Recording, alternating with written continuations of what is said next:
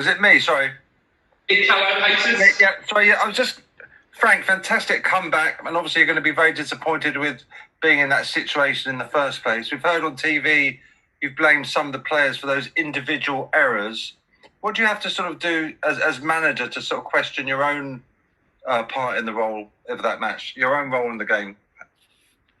I didn't blame the players. I stated a fact on clear mistakes that led to their goals, which in a game like this in the Premier League is always going to be difficult. It's not a tactical moment. It's a turnover in possession, which you spoke about before, and the idea that the West Brom would approach the game waiting for transitions. But when moments like that happen on the pitch, you can get punished. And we were punished, which gave us the 3-goal mountain to climb, which the lads did show great character to overcome. But at the same time, it's not a position you want to be in when you come to somewhere that the team are organised, want to make it difficult, and you give them 3 goals like we gave them.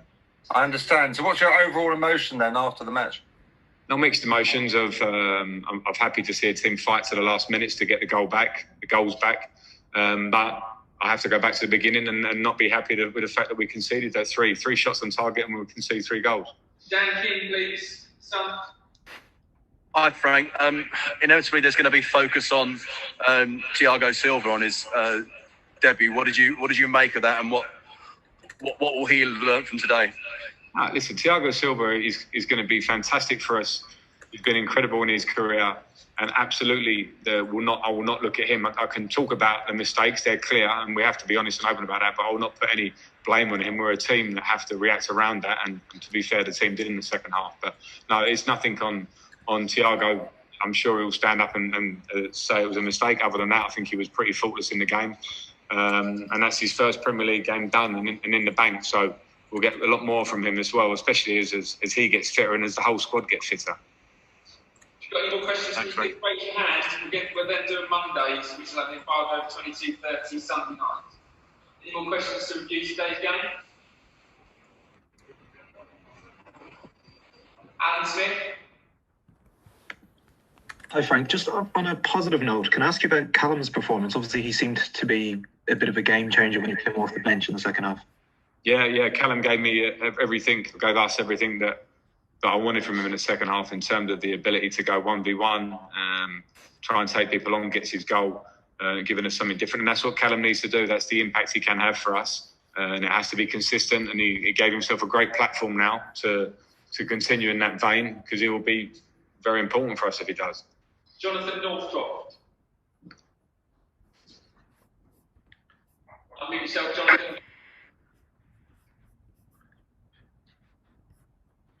Jonathan, are you there? Any others for today's game?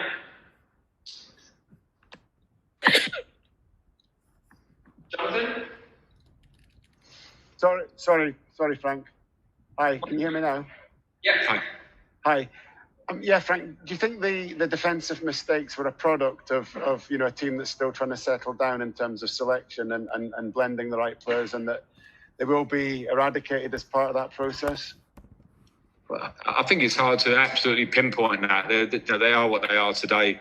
Yeah, I think there's an element with the team, and not just talking about the goals they conceded, but where it's going to be a settle down process, because we haven't had much time to work. We haven't had a pre-season to bed in new players and new ideas, or what will be new ideas for them to keep moving forward. So yeah, that takes a bit of time. I'm not sure it's directly related to the mistakes for the goals today. The mistake at the set piece, for example, is something that's clear. I don't think it's whether you're new to the club or old to the club. If you're a designated man, you have to follow them. You have to make it very difficult for them to score. That's not a new thing. So there are parts of it that are just fundamentals. Okay, last one in this section, Andy Dillon.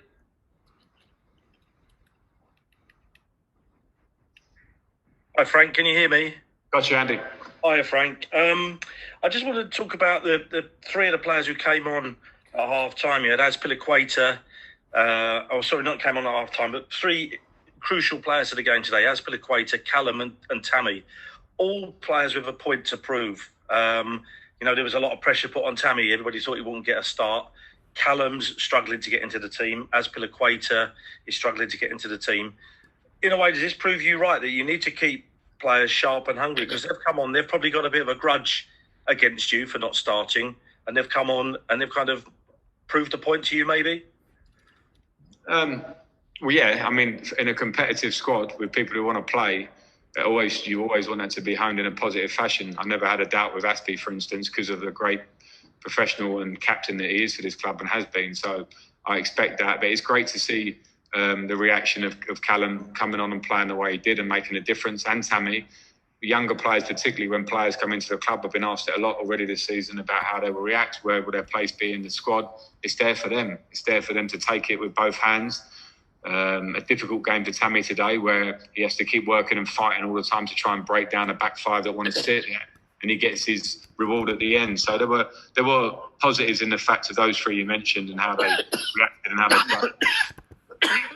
We'll leave it there and we can do a quick... Oh, can I just ask one more? Just one.